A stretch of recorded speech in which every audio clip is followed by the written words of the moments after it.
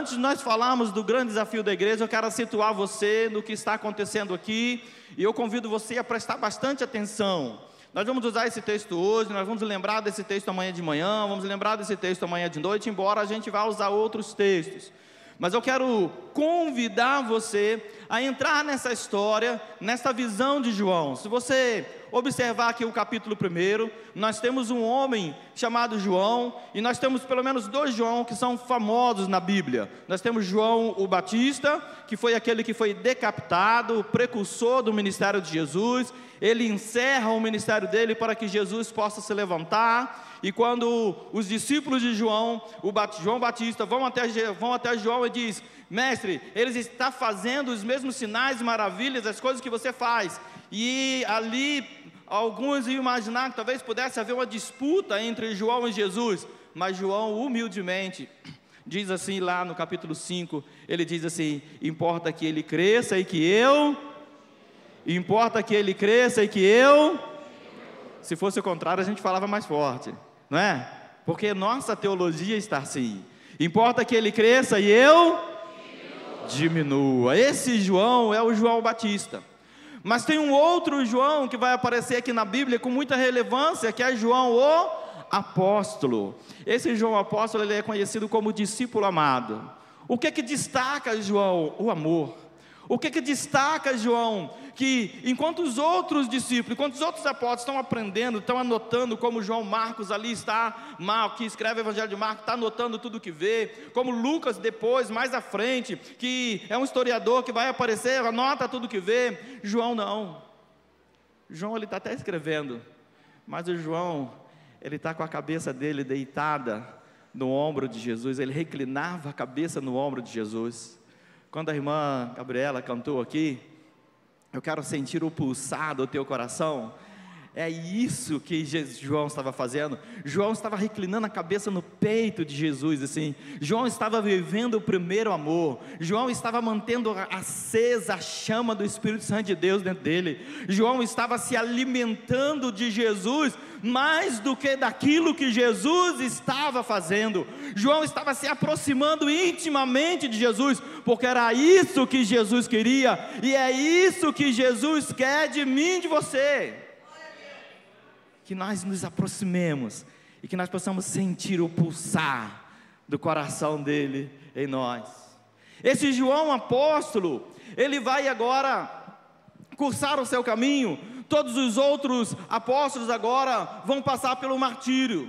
E eu não sei se alguém já te avisou, porque com essa teologia da prosperidade aí, alguns têm ocultado alguma coisa, mas eu tenho certeza que aqui na igreja os pastores não ocultam. Aqui na igreja os pastores deixam bem claro que Tiago foi um sucesso, mas foi cerrado ao meio.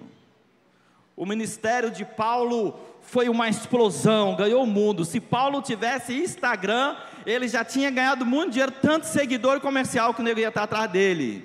Mas ele foi decapitado. Pedro então, no seu alvoroço, Pedro tendo todo o seu íntimo colérico, tendo todo o seu interior transformado por Jesus, ele foi uma bênção, escreveu 2 cartas, ele visitou várias igrejas, ele fundou ministérios, mas ele foi crucificado de cabeça para baixo. E quem está vendo tudo isso acontecer? Esse camarada chamado João. Esse camarada chamado João agora é o último dos apóstolos. E agora ele vai ver Roma pegando fogo, porque Nero, na sua loucura, ele vai lá, coloca fogo em Roma, coloca a culpa nos crentes. E depois Nero, na sua loucura, ele vai lá e se mata, escreve um poema, vai lá no Areópago e faz um show, e no final ele se mata. E quem assume o lugar dele? Domiciano. Domiciano era conhecido como o segundo Nero. Alguém pensou assim: Nero morreu, melhorou as coisas. Não, piorou. Porque Domiciano pegava os cristãos, amarrava em postes, enchia de óleo e fazia a iluminação pública da cidade com os cristãos. Domiciano amarrava os cristãos na beira dos barcos e deixava pendurado ali para que os peixes viessem e comessem devagarzinho, cada um deles ali. Domiciano odiava os cristãos e ele queria calar a voz do evangelho. Mas para ele não piorar a situação dele, que já não era boa, o que ele faz? Ele fala assim: eu vou sumir com essa voz do evangelho, eu vou prender esse tal de João lá na ilha de Pátimos. E João agora vai exilado para a ilha de Pátimos, e alguém vai pensar assim: bom, se João escreveu é porque ele estava lá preso, de boa, estava tudo bom. Não, a ilha de Pátimos era uma ilha vulcânica, e essa ilha vulcânica era o lugar onde se fabricava carvão para toda a cidade. E se você estudar um pouquinho, você vai ver que o carvão era combustível naquela época. Carvão servia para muita coisa naquela época. Hoje a gente está fazendo churrasquinho só e ainda joga um monte fora, né? Mas naquela época o carvão era precioso. Então João, ele é exilado numa ilha para fazer carvão, para trabalhar forçado. E essa ilha é uma ilha distante de Éfeso, distante das províncias da cidade. E ali ele vai ser levado ao trabalho forçado. Ali ele vai ser, a intenção de Domiciano é calar o evangelho. Ali ele diz assim: eu coloquei um ponto final na igreja de Jesus. Mas se você observar o capítulo 1, tem alguma coisa acontecendo lá. No capítulo 1 de Apocalipse, João diz assim: achei-me em espírito no dia do Senhor. O que João estava fazendo? João estava prostrado na presença de Jesus. Sabe por que João estava prostrado na presença de Jesus? Porque embora Domiciano tivesse tentado calar o evangelho no coração daqueles que não conheciam, Domiciano não pode calar o evangelho no coração daqueles que conhecem verdadeiramente Jesus. Sabe por quê? Porque quando Jesus foi levantado ao céu, foi assunto ao céu, e lá em Mateus 19, Mateus 28, 19 e 20, ele dá então, ele comissiona a igreja. Lá no versículo 20 ele faz uma promessa para os apóstolos, diz assim: eis que estou convosco todos os dias, até a consumação. João sabia: eu estou aqui, eu estou distante da igreja, eu estou distante do meu povo, estou distante do meu lugar, mas eu não estou sozinho, porque a palavra do Senhor disse: eu estou com você todos os dias. Por isso João mantinha a chama do altar acesa no coração dele, porque ele sabia que embora ele estivesse distante de todo mundo, Jesus, o Senhor da igreja, não estava distante dele. E ele então, semana após semana, domingo após domingo, dia após dia, hora após hora, ele estava em espírito. Querido, para e pensa, quanto problema a gente iria evitar na nossa vida se a gente se mantivesse em espírito no dia do Senhor. Quanto pecado a gente ia evitar, quanto deslize a gente ia evitar, quanto problema interpessoal a gente ia evitar se a gente se achasse em espírito no dia do Senhor. E agora, Éfeso, que é a maior cidade da Ásia e a capital da Ásia, a Éfeso, que está agora por volta do ano 81 ao ano 96, sendo governado por Domiciano. Éfeso agora é a capital da idolatria, e ali está sendo adorada a deusa Diana, que é conhecida como a deusa da prostituição, é conhecida como a deusa da perversão. Diana, além de ser sacerdotisa, ela era prostituta e se prostituía e levava aqueles que entravam no templo para adorar a se prostituir.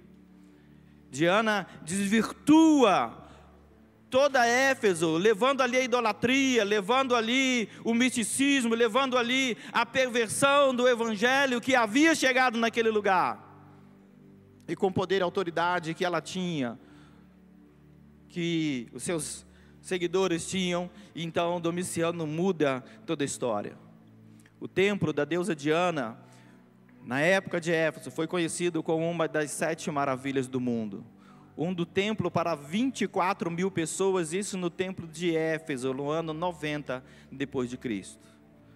Se nós observarmos a história de Éfeso, nós vamos ver que por volta do ano 52 e 54, o apóstolo Paulo passa na cidade de Éfeso na sua segunda viagem missionária. Mas na sua terceira viagem missionária, Paulo para em Éfeso, e ali Paulo funda a igreja, e ali Paulo começa a abalar a estrutura do templo da deusa Diana. Ali Paulo começa a anunciar o evangelho, e muitas pessoas, uma multidão começa a se converter a Jesus, porque Paulo mostrou ali a face de Cristo para aquelas pessoas. Muitas pessoas. Agora Paulo vai embora da sua segunda viagem, da sua terceira viagem, mas Paulo deixa ali um pastor. Quem é o pastor que Paulo deixa ali? É o seu filho na fé, chamado Timóteo. Timóteo vai pastorear aquela igreja por um longo tempo. Timóteo vai estruturar a igreja. Timóteo vai anunciar o reino de Deus a Éfeso. Timóteo vai anunciar o amor de Jesus naquele lugar. Timóteo vai cumprir o tempo de ministério dele ali, e depois Timóteo vai embora, e no lugar do Timóteo, quem fica como pastor dessa igreja? Quem fica como pastor dessa igreja é João, o apóstolo, que agora está preso, que agora está exilado. E quando ele recebe então agora a visão dos céus, quando ele recebe a visão de Deus para falar com a igreja, 40 anos depois, ele agora recebe a primeira carta. E a carta era para a sua própria igreja, para a igreja que ele pastoreou, agora para a segunda geração de crentes, para os filhos dos irmãos daquele que ele amava. Porque, irmãos, nós passamos tempo com vocês, nós passamos tempo com a igreja. O pastor Marqueto aqui já há quantos anos, eu tenho certeza que ele conhece cada um pelo nome, se ele não tiver esquecido alguns, mas ele ama a cada um. Eu estou há 5 anos lá com os meus irmãos, e eu amo cada um dos meus irmãos. E você imagina agora João, quando ele recebe esta carta agora, e ele diz assim: essa carta é para a igreja que você pastoreava, envia essa carta para eles lá, porque agora está tendo um problema aí, lá na igreja, está tendo uma situação difícil lá na igreja, e nós precisamos corrigir isso.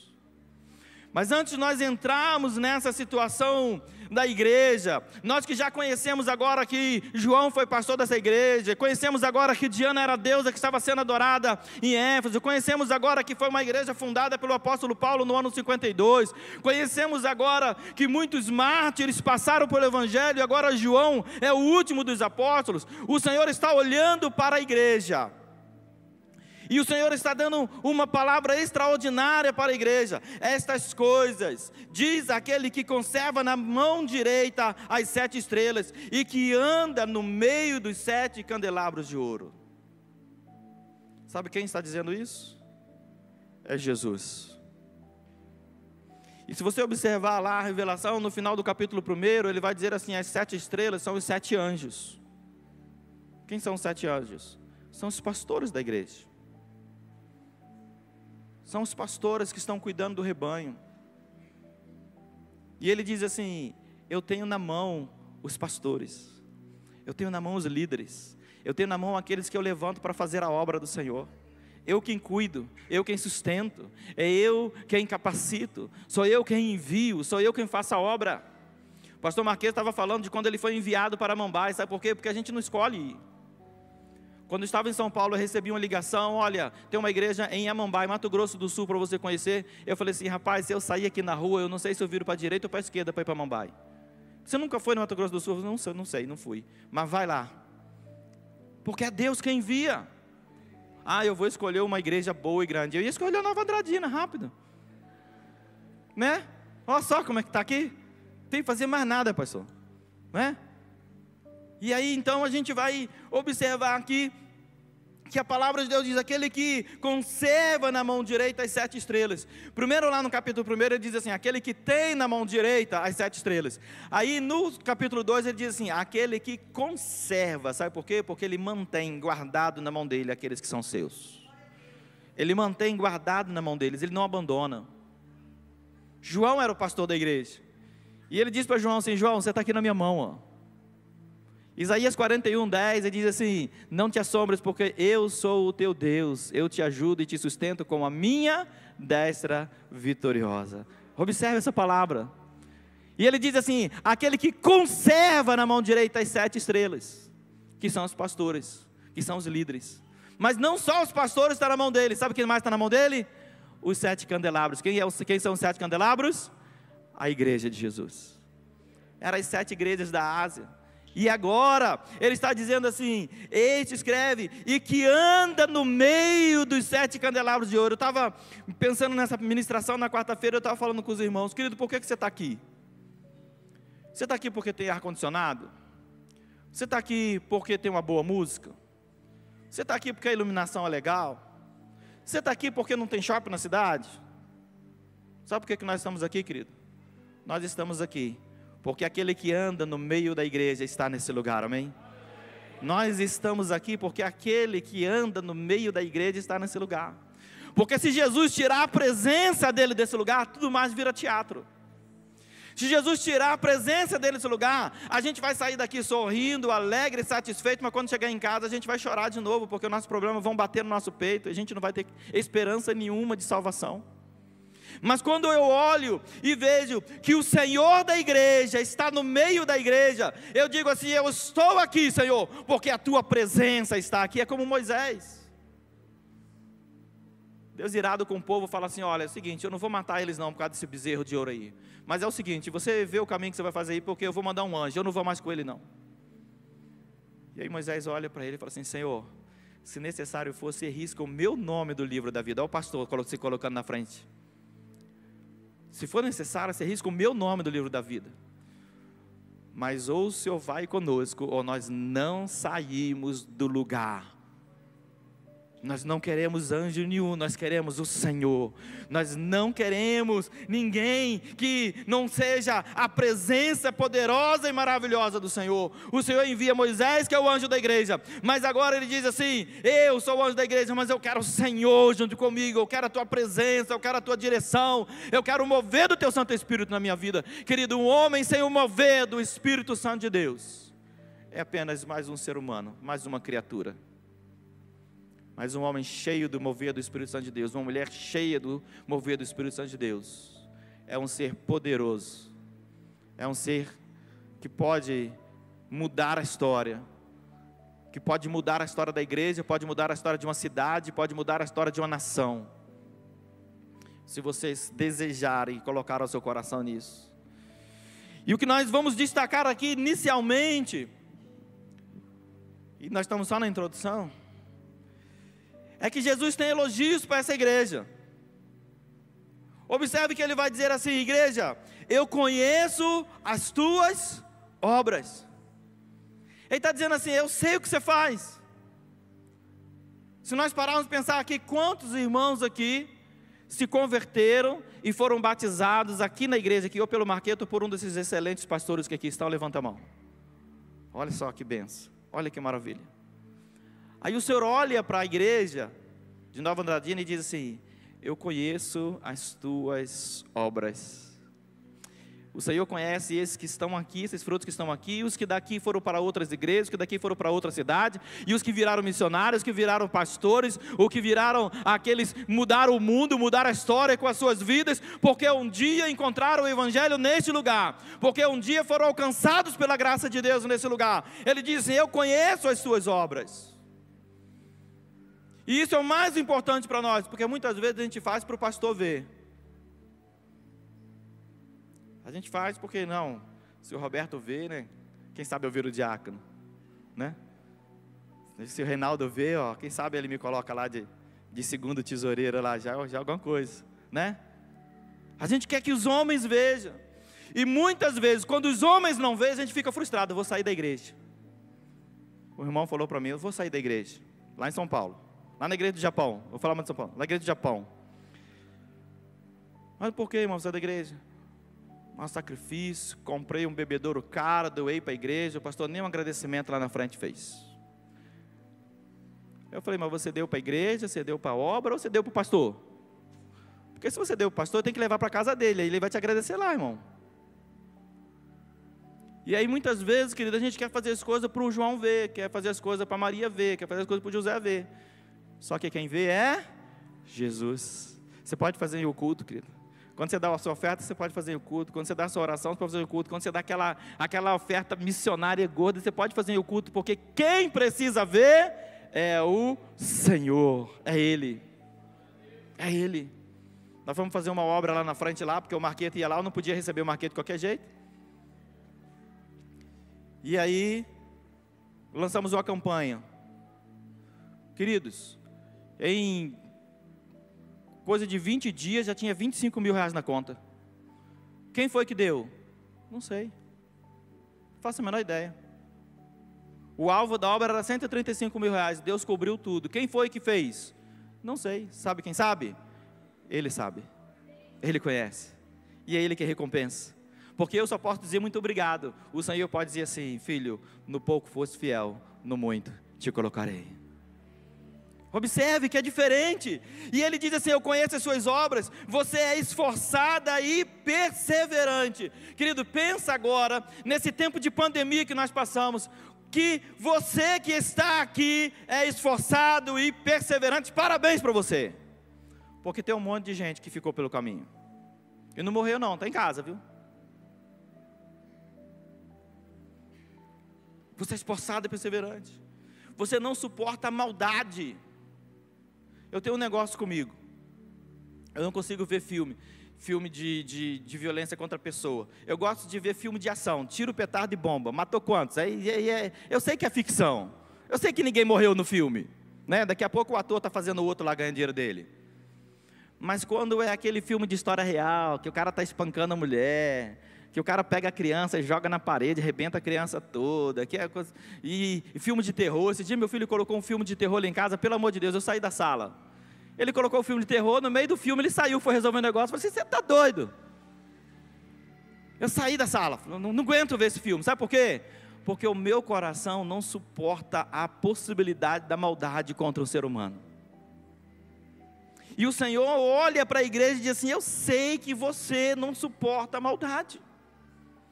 Eu sei que se você vê uma criança com fome, você vai tirar da tua comida e você vai dar. Eu sei que você vê uma pessoa passando necessidade, você vai tirar do seu e vai dar. Eu sei que você vê uma injustiça, você vai ali, você vai tentar socorrer, você vai fazer alguma coisa. O Senhor conhece o seu coração. Ele diz: você rejeita os falsos mestres, que era o que estava acontecendo lá em Éfeso. Um monte de gente se dizendo apóstolo que não era. Que não é só em Éfeso que acontece, né? Não é só lá, né? Na igreja do Japão, teve uma igreja batista aí que reuniu lá e viu que o pastor deles era uma bênção. O pastor deles era uma coisa maravilhosa, um homem ungido. Uns são, outros não são, mas o homem era ungido. E aí a igreja se reuniu numa assembleia, a igreja batista se reuniu com uma assembleia e disse assim: olha, o senhor não merece ser chamado de pastor. Na estipe do senhor, o senhor é apóstolo. E foram lá, ajoelharam o homem, jogaram óleo na cabeça dele, e o camarada colocou na internet lá agora: apóstolo. Aí a nossa convenção se posicionou, nossa ordem dos pastores, pegaram um avião, foram até lá no Japão, na igreja, conversaram com o pastor: ou revoga, ou sai do meio batista. Por quê? Porque, querido, nós estamos vivendo um tempo em que o Senhor tem falado com cada um de nós. Nós somos sacerdotes, amém? Você é sacerdote do seu lar, ou o pastor é o sacerdote da igreja. Deus tem falado com cada um de nós hoje. Nós respeitamos todas as denominações, respeitamos todas as fé aí que tem aí, mas nós precisamos compreender, tem um monte de gente aí, querido, se levantando como apóstolo. Foi um camarada no Rio de Janeiro, na igreja lá do Rio de Janeiro, que é no Japão, não é no Rio, eu não posso falar a origem, né? E aí o camarada é o seguinte: uma campanha de 3 dias de oração, sexta, sábado, e encerrava, quarta, quinta e sexta, perdão, começava na quarta-feira, quinta e sexta. E aí o camarada começou a pregar na quarta, e na quarta ele levou lá um pocinho de Jacó. E o negócio era bonitinho, rapaz, você abria assim, tinha uma águazinha desenhada, o negócio era bonitinho e tal. E aí ele vai lá, ministra a palavra, prega, todo mundo fica: você é vencedor, você é vitorioso, você é poderoso, você pode, você vai vencer, amanhã você vai ganhar 1 milhão. E o cara sai dali eufórico, né? Mas é o seguinte: para você ganhar esse 1 milhão, você tem que pegar esse envelopinho aqui, e a sua maior oferta, a oferta que você nunca deu na vida, você vai colocar nesse envelope aqui. Aí eu fiquei olhando aquele camarada, eu era pastor auxiliar, eu não estava... Fiquei olhando aquele camarada, né? No Japão a gente não pode falar muita coisa quando é pastor auxiliar, né, Dani? E aí o que acontece? O camarada pregou na quarta, pregou na quinta, pregou na sexta. Quando chegou na sexta, ele falou: quem trouxe lá a sua oferta exponencial? E o pastor presidente não estava nem sabendo disso. Quem foi dar a sua oferta exponencial? Beleza. Quando chegou no final, ele passou correndo na sacolinha. A oferta, a maior oferta que você já deu era dele. lobo mercenário que veio pelar a lã da ovelha. E aí ensinou um monte de heresia para a igreja. Na semana seguinte estava lá o pastor: irmão, vamos aqui, todo mundo que veio no culto, vem cá, preciso falar com vocês. Não é assim que funciona. Sabe por quê? Porque a gente está cheio de gente aí, com um monte de teologia, com um monte de teoria, com um monte de ensinamento, que não tem base na palavra de Deus. Eu não posso pegar um versículo só e fazer dele uma doutrina, irmãos. Isso é um princípio básico do evangelho, um princípio básico da teologia. Texto sem contexto, já dizia o Malafaia, é pretexto para heresia. A gente não pode ir muito atrás do Malafaia também, mas... E aí então agora ele diz: você rejeita os falsos mestres, você é perseverante, suportou as provas por causa do meu nome, o que até hoje tem pouca gente fazendo lá na igreja do Japão. Sabe por quê? Porque se apertar, o camarada procura outra igreja. Não, aqui não dá. Aqui o pastor não dá ibope para nós, aqui o pastor não aplaude, aqui a gente não tem espaço, aqui tem uma panelinha que é dono, e a gente começa a achar defeito, e as provas então mandam o camarada embora. E aí agora ele diz assim: você odeia as obras dos nicolaítas, as quais eu também odeio. E os nicolaítas, eles eram um tipo de uma outra seita que estava andando dentro da igreja. Mas ele elogia essa igreja, ele faz essas observações para essa igreja, mas ele tem um detalhe que ele coloca para essa igreja de Éfeso. Qual é esse detalhe? Você abandonou o seu, já esqueceram, primeiro amor. Você abandonou o seu primeiro amor. Você observa que nós estamos falando de uma igreja que é cheia de qualidade, cheia de predicado, uma igreja que deveria, ou que cada um de nós deveria ou gostaria de fazer parte dessa igreja, mas ele estava falando que a igreja tinha falhado num detalhe. Não era um pequeno detalhe, era um grande detalhe. A igreja entrou no automático. A igreja estava fazendo as coisas por fazer. A igreja estava guardando a doutrina por simples legalismo. Não pode, não pode, não pode. Você não pode fazer isso, porque a Bíblia diz que você não pode. Mas por que não pode? Não, porque a Bíblia diz que você não pode. E aí então a gente vai observar e entender que esfriou-se o amor da igreja. E agora Deus coloca no meu coração essa palavra. Assim, qual é o grande desafio da igreja de Éfeso que se estende a nós hoje? Qual é o grande desafio? Amar. Você precisa amar. Você precisa amar. Mas não é amar de qualquer maneira. Você precisa amar com o primeiro amor. Você precisa amar como aquele dia que talvez você nem percebeu, como eu, e você estava lá na frente chorando, se derramando na presença de Jesus, porque você foi tocado pela presença dEle, porque você foi curado, porque você foi perdoado, porque você foi amado, e você agora também ama. Você precisa amar, e o grande desafio da igreja é amar. Observe essa palavra, John Stott vai dizer assim: viver é amar, e sem amor nós morremos. Sem amor a igreja de Éfeso está morta. Jesus fala assim: se você não voltar correndo e voltar a praticar as primeiras obras, as primeiras coisas no primeiro amor, eu vou vir até você e vou tirar o candelabro do lugar. Sabe o que era o candelabro? O sinal da presença. Era aquilo que mantinha o fogo aceso, o lugar onde tinha cinza, aonde dali saía fumaça, que era a Shekinah de Deus, a presença de Deus no meio do templo. E ele diz assim: se você não correr logo e voltar logo, eu vou tirar a minha presença do meio de vocês. O grande desafio é amar. Observe que em Levítico capítulo 6, versículo 13, tem uma palavra de que vai concordar, que não é somente...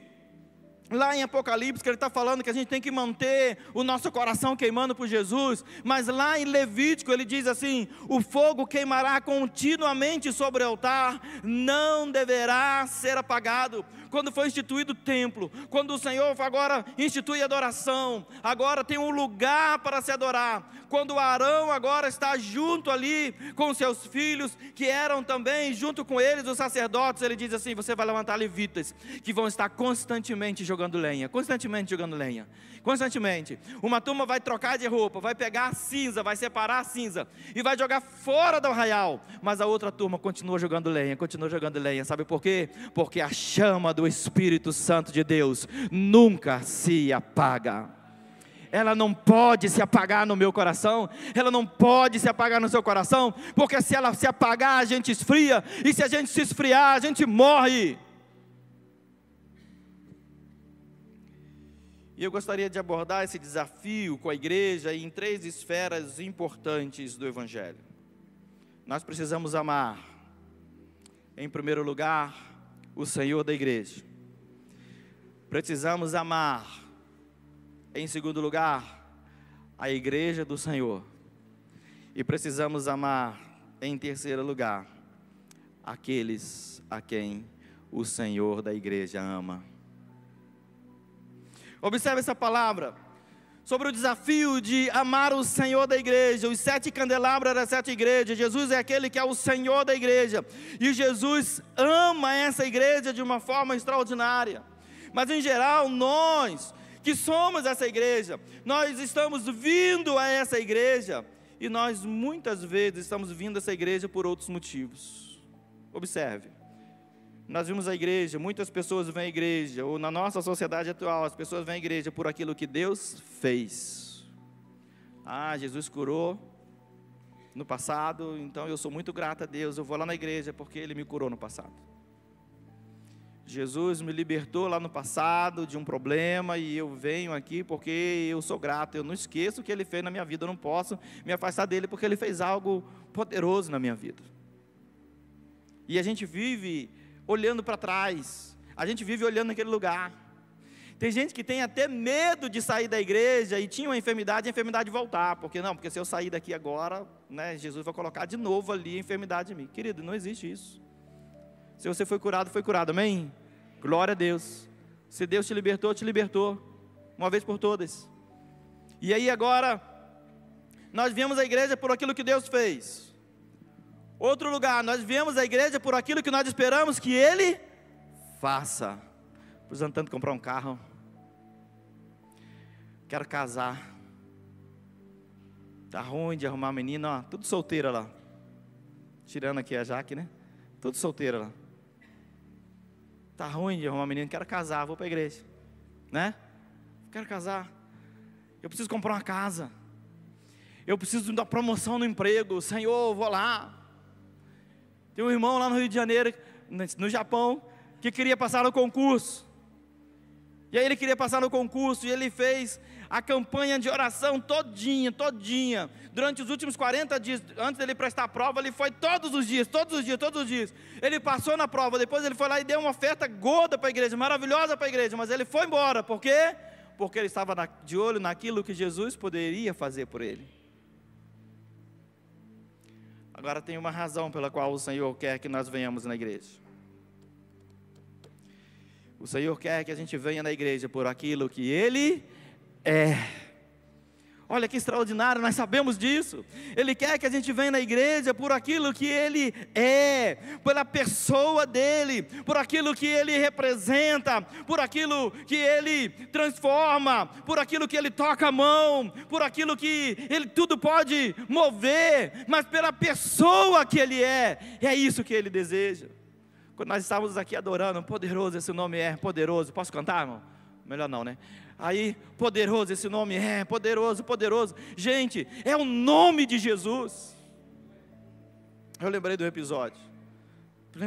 Muito legal, daquele filme do Nárnia, naquele que os meninos estão lá, e o Eustáquio, quem vai lembrar lá do filme lá, ele, pela sua cobiça, ele coloca um bracelete de ouro lá, porque ele queria todo aquele ouro para ele, a cobiça estava no coração dele, se revelou, e ele vira um dragão, e ele vai passar todo aquele filme ali, e eu não vou dar spoiler todo não, mas tem um final que me chama a atenção. Sabe o que é o final? É que quando aquele leão que representa Jesus, você sabia que o leão do Nárnia representa Jesus? Eu fui descobrir há pouco tempo. Aí o que acontece? Aquele leão chega e ele passa a pata na areia assim, ó. E quando ele passa a pata na areia, aquele dragão cai no chão. ele passa a pata na areia de novo, e quando ele passa a pata na areia, aquele dragão começa a se contorcer no chão, e no final ele dá um rugido de leão. É assim, irmãos? Tem um leão melhor, né? Mas sabe o que acontece quando o leão ruge? Eustáquio é transformado pelo poder de Deus. Quando o leão ruge, irmão, a savana treme. Quando o leão ruge, o poder de Deus aparece. Quando o leão ruge, aqueles que são dele, o coração queima. Quando o leão ruge, quando o leão mostra o seu poder, quando o leão mostra a sua presença, quando o leão chega no meio da selva e ruge, ele chama todos aqueles que são seus a voltarem a novamente amá-lo com o primeiro amor, sem pecado, sem desvios, sem distorções. E aí então, queridos, nós vamos observar lá que vir à igreja de Jesus, por aquilo que Ele fez na minha vida, pode fazer toda a diferença. Mas vir à igreja de Jesus, porque você ama o Jesus da igreja, é totalmente extraordinário.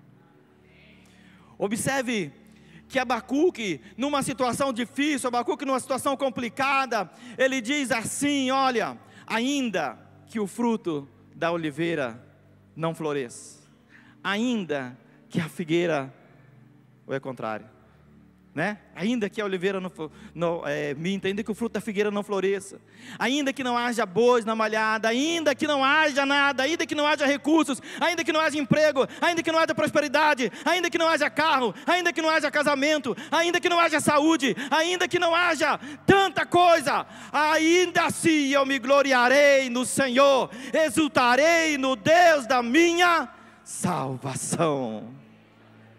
É o que Ele é, não é o que Ele pode fazer. É o que Ele é, não é o que Ele fez no passado. É o que Ele é, não é o que Ele fez, não vai fazer no futuro, não. É o que Ele é. E nós somos chamados a servir por amor. Evangelho de João, capítulo 21, versículo 17. O Senhor está lá, já subiu aos céus. Pedro, Tiago e João agora estão perdidos, norteados, o evangelho está virado. Pedro olha para os seus amigos e diz assim: eu vou pescar.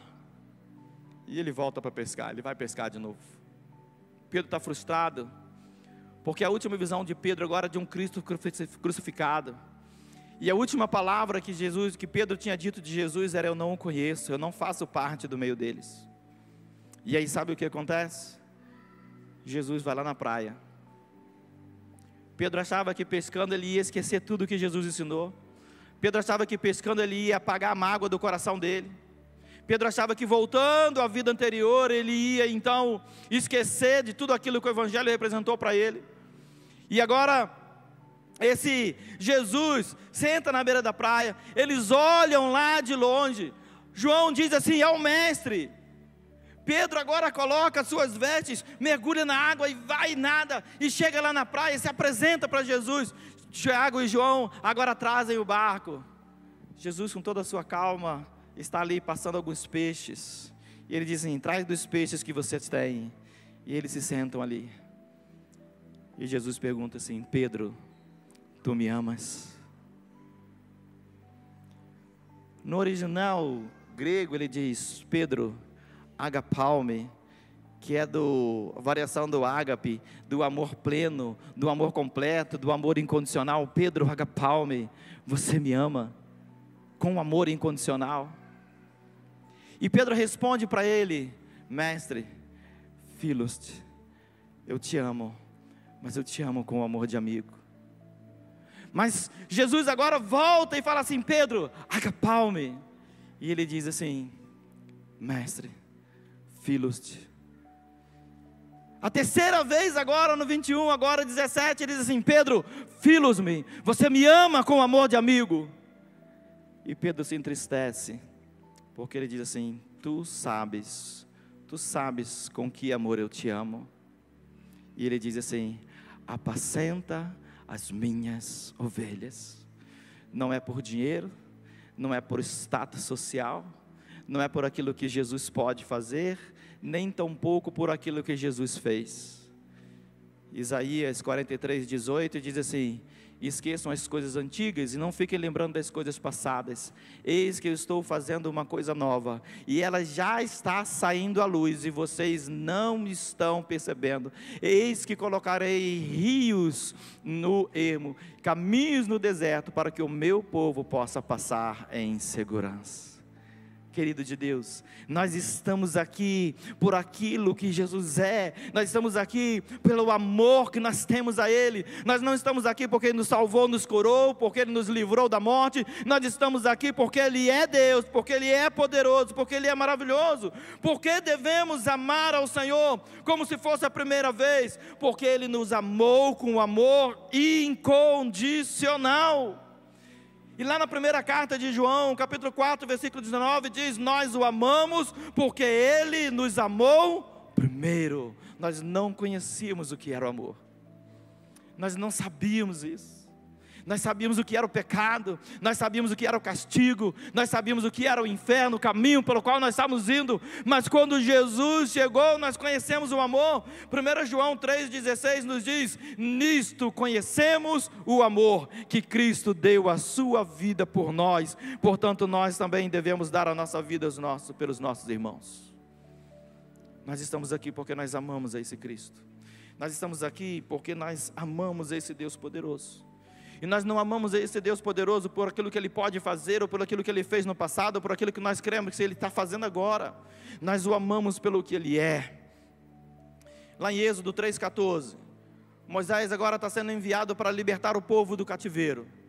E ele ora agora no versículo 13, ele fala assim: mestre, quando eu chegar na frente do faraó e dos seus profetas lá, eles vão perguntar: quem foi que me enviou? O que eu vou dizer para eles? E o Senhor diz assim: disse Deus a Moisés: eu sou o que sou. E disse mais: assim dirá aos filhos de Israel: eu sou, me enviou a vocês. Ele não é um Deus que era, Ele não é um Deus que será, Ele é um Deus que é. Ele é no passado, Ele é no presente, Ele é no futuro, porque Ele é esse Deus que conhece, e que conhece as nossas obras, que sabe do nosso coração. Ele é o Deus que nos conhece desde o ventre da nossa mãe. Ele é. Ele diz: eu sou, ainda antes que houvesse dia, eu sou. E Jesus, ao se revelar a seu apóstolo João, lá no capítulo 1, ele diz: eu sou o Alfa e o Ômega, o princípio e o fim, aquele que tem as chaves da morte e do inferno nas minhas mãos. Eu sou.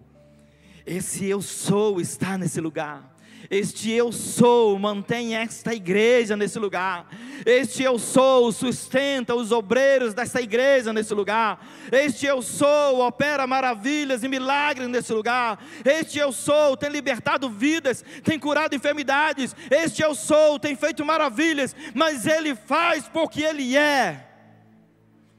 Não porque Ele está tentando impressionar você, não porque Ele está tentando ganhar o teu coração, não. Ele faz porque faz parte da essência dEle. Ele é. E precisamos urgentemente voltar a adorar a Deus pelo que Ele é, e não pelo que Ele fez ou pelo que Ele pode fazer. E na cruz, Jesus provou que Ele e o Pai nos amam. Que prova nós temos dado do nosso amor? Você ama Jesus, amém? Então nós vamos passar por um filtro agora. E Deus coloca no meu coração 3 provas. 3 provas que nós precisamos passar. A primeira prova é a prova da obediência. E talvez essa seja mais difícil. Observe o que a palavra do Senhor diz lá no Evangelho de João, capítulo 14, versículo 21. Aquele que me ama tem os meus mandamentos e os guarda.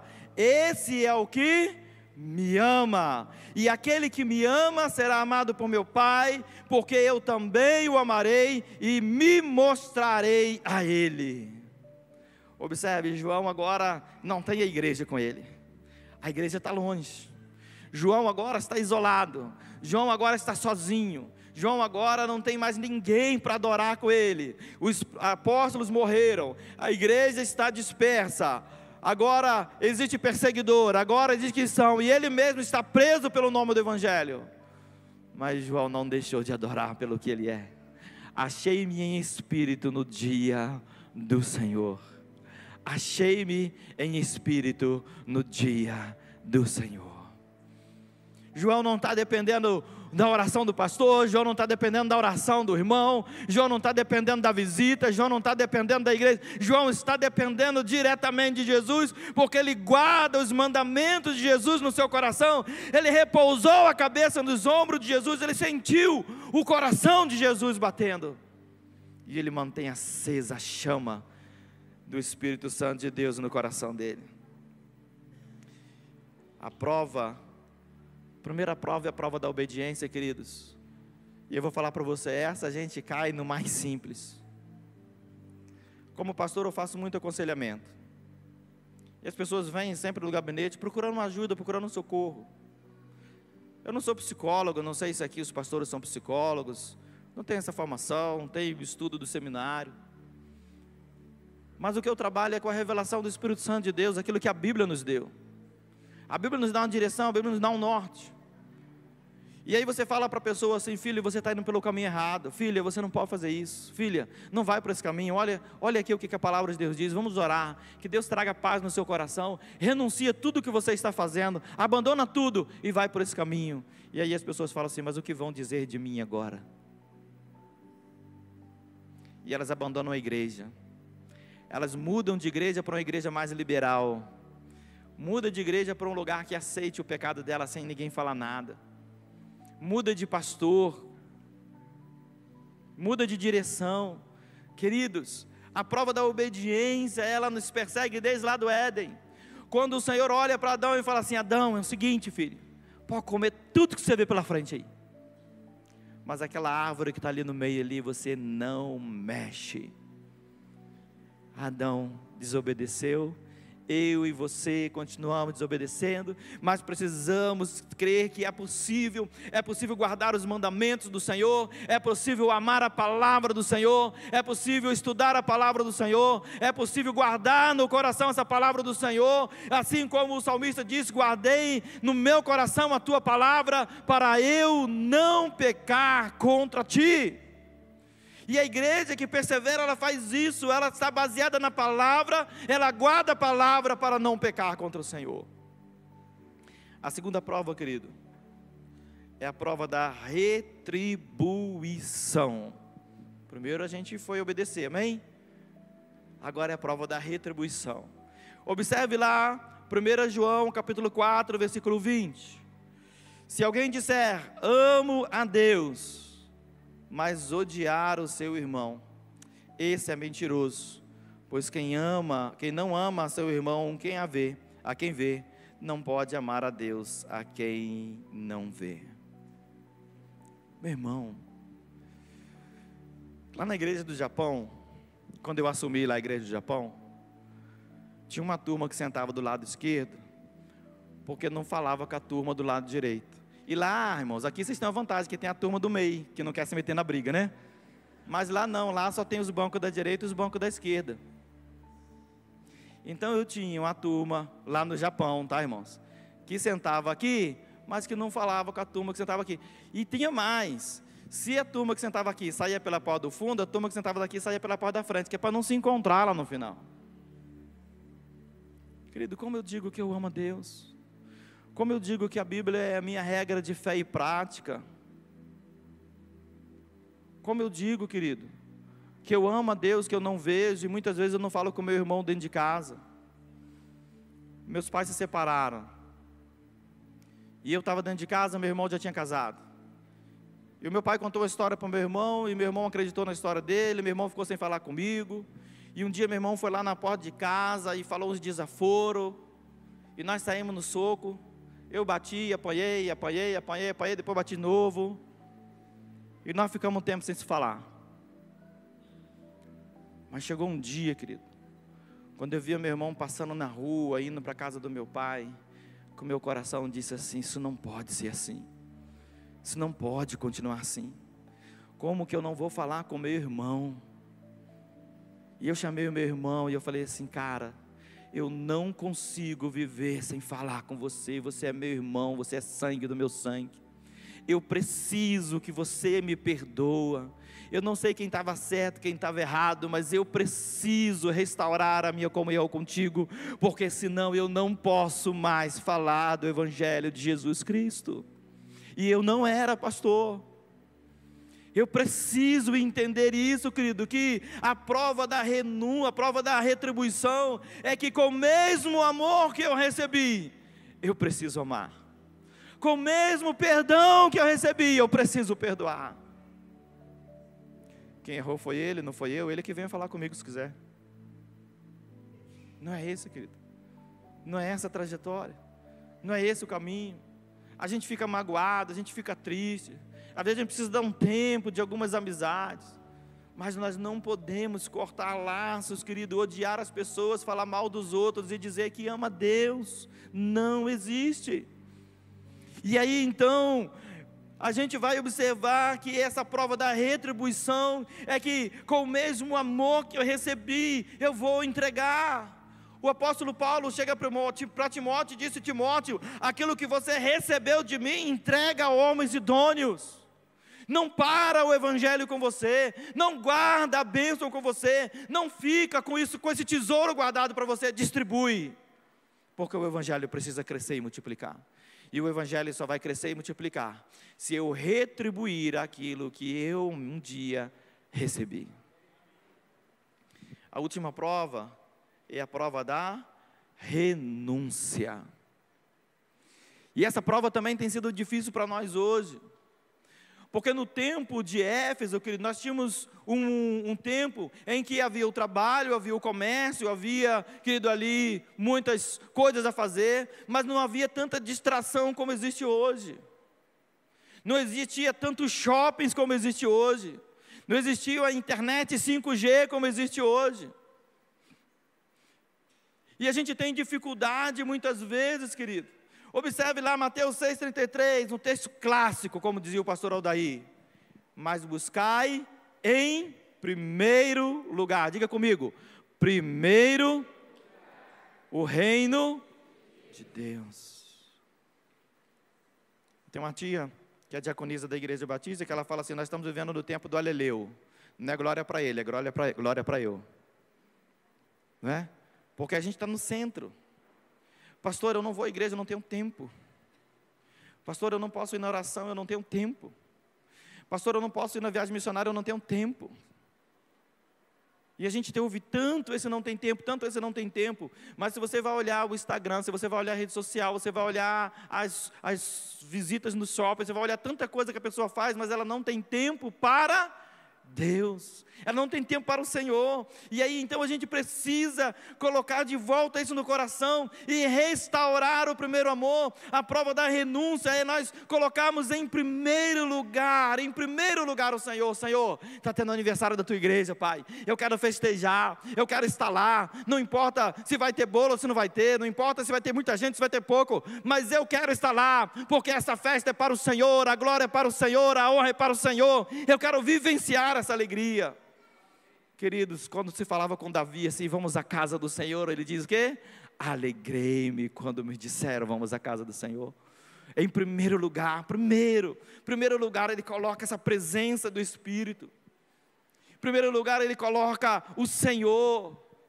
E aí, queridos, muitas vezes acontece na minha vida, quando eu sou desafiado a fazer um jejum, quando eu sou desafiado a orar, eu começo a calcular tantas coisas que eu tenho que fazer naquela semana, se eu vou conseguir manter aquilo. Eu começo a calcular os meus compromissos, a minha agenda, quando na verdade eu deveria parar tudo e entregar tudo ao Senhor. Senhor, está aqui nas tuas mãos. Senhor, está aqui a tua presença, faz conforme a tua vontade.